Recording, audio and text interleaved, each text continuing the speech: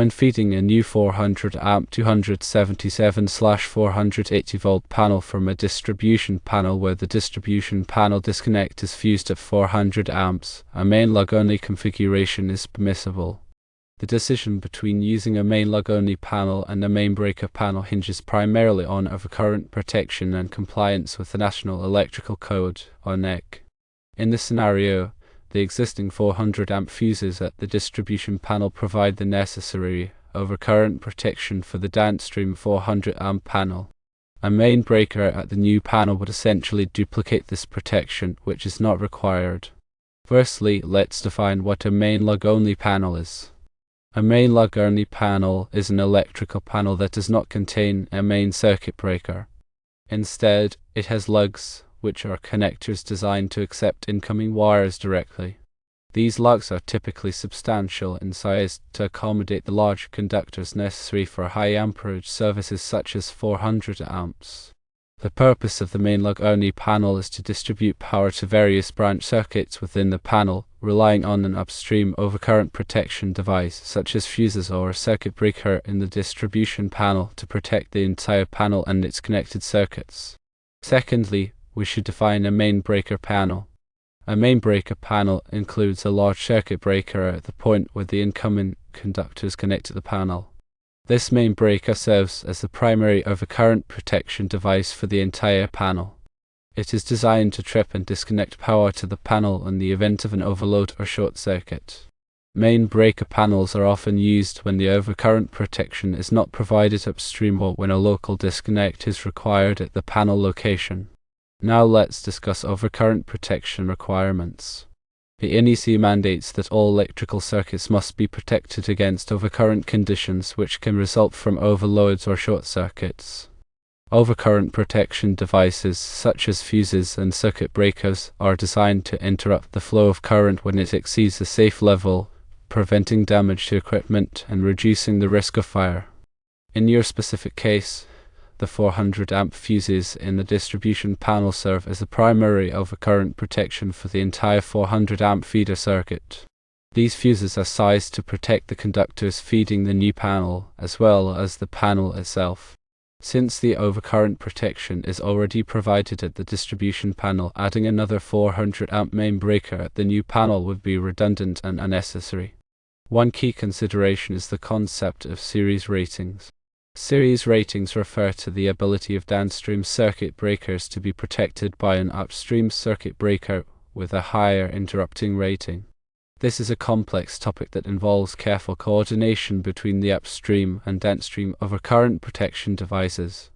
However, in your case, since you are using fuses at the distribution panel, the series rating is not a significant concern. Fuses typically have a very high interrupting rating, which means they can safely interrupt very large fault currents without being damaged. Another important aspect is the disconnect requirement. The NEC requires that a disconnecting means be provided at each electrical panel to allow for safe isolation of the panel for maintenance or repairs. In many cases, the main breaker in a main breaker panel serves as this disconnecting means. However, in your situation, the 400 amp fuses at the distribution panel can also serve as the disconnecting means for the new panel. Because the fuses are readily accessible and can be easily removed to energize the circuit, they satisfy the NEC requirements for a disconnecting means. Now let's consider practical applications. Main lug-only panels are commonly used in situations where multiple panels are fed from a single distribution panel. In these cases, the distribution panel provides the overcurrent protection for all of the downstream panels, and each downstream panel is typically a main lug-only panel.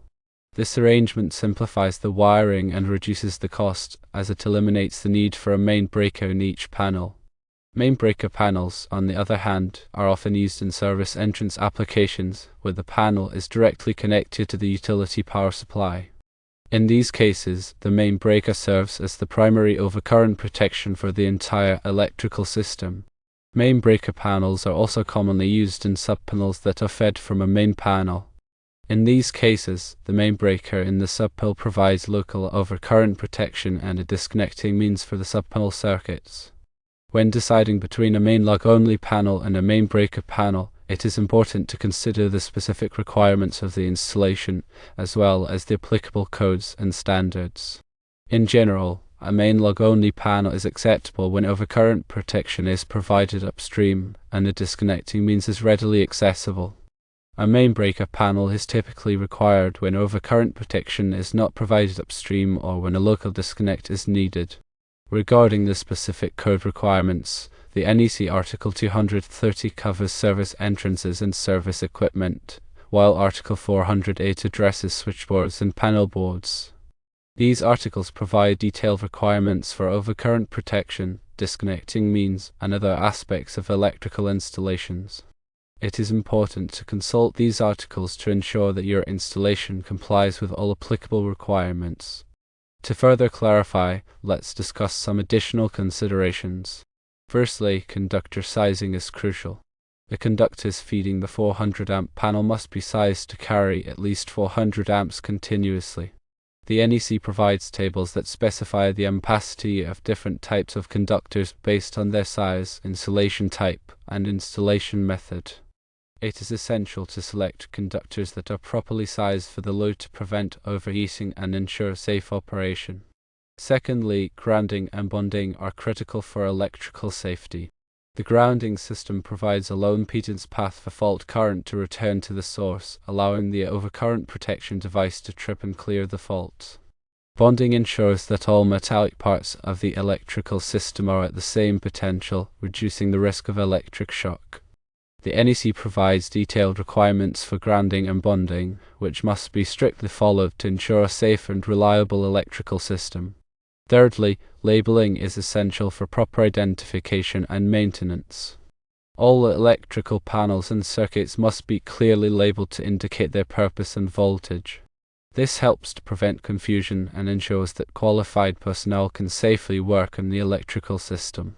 The NEC requires specific labeling requirements, which must be followed to comply with the code. Now let's explore some potential scenarios and how they might affect the decision between a main lug-only panel and a main breaker panel. Scenario 1 is a remote building fed from a main building.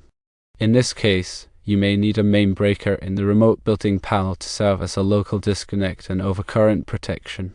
Even if the main building provides overcurrent protection, having a local disconnect in the remote building can simplify maintenance and repairs. Scenario 2 is a panel with multiple large loads. If the panel will be serving several large loads, such as motors or HVAC equipment, you may want to consider using a main breaker panel. The main breaker can provide additional overcurrent protection and help to coordinate the tripping of branch circuit breakers. Scenario 3 is a panel with sensitive electronic equipment. If the panel will be serving sensitive electronic equipment, such as computers or medical devices, you may want to consider using a surge protection device in conjunction with a main breaker panel. The surge protection device can help to protect the equipment from voltage spikes and surges, while the main breaker provides overcurrent protection. Also consider future expansion. If you anticipate adding more circuits or loads to the panel in the future, you may want to choose a panel with more available breaker spaces. This will allow you to easily add new circuits without having to replace the entire panel. In addition to the NEC, there may be local codes and regulations that apply to your installation. It is important to check with your local electrical inspector to ensure that your installation complies with all applicable requirements. The electrical inspector can provide guidance on specific code interpretations and help you to avoid costly mistakes. Moreover, consider consulting with a qualified electrical engineer.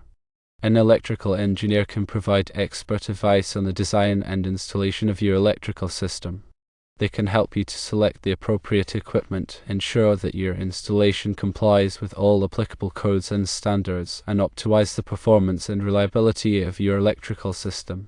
When installing a new electrical panel, it is important to follow all safety precautions. Always disconnect power to the circuit before working on any electrical equipment.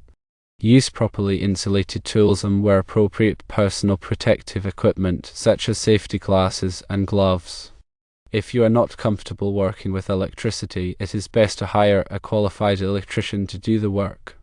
Working with electricity can be dangerous, and it is important to take all necessary precautions to avoid injury or death. Always verify there is no voltage on the circuit with a calibrated meter before touching any wires. Double check all connections to ensure they are properly tightened and insulated. Loose connections can cause overheating and arcing, which can lead to fires. Keep the work area clean and free of debris. Cluttered work areas can increase the risk of accidents. After completing the installation, thoroughly test the panel to ensure that all circuits are working properly. Check the voltage and current on each circuit to verify that they are within acceptable limit. Look for any signs of overheating or arcing. If you find any problems, correct them immediately. Remember that the decision to use a main lug-only panel or a main breaker panel depends on several factors, including the location of the overcurrent protection, the disconnect requirements, the load characteristics, and the applicable codes and standards. By carefully considering these factors and consulting with qualified professionals, you can ensure that your electrical installation is safe, reliable, and compliant with all applicable requirements. In summary, for your specific scenario of feeding a new 400 amp 277/480 volt panel from a distribution panel fused at 400 amps, a main lug-only panel is generally acceptable. The existing fuses provide the required overcurrent protection, and a main breaker in the new panel would be redundant. However, always consult with your local electrical inspector to confirm that your installation meets all applicable codes and regulations.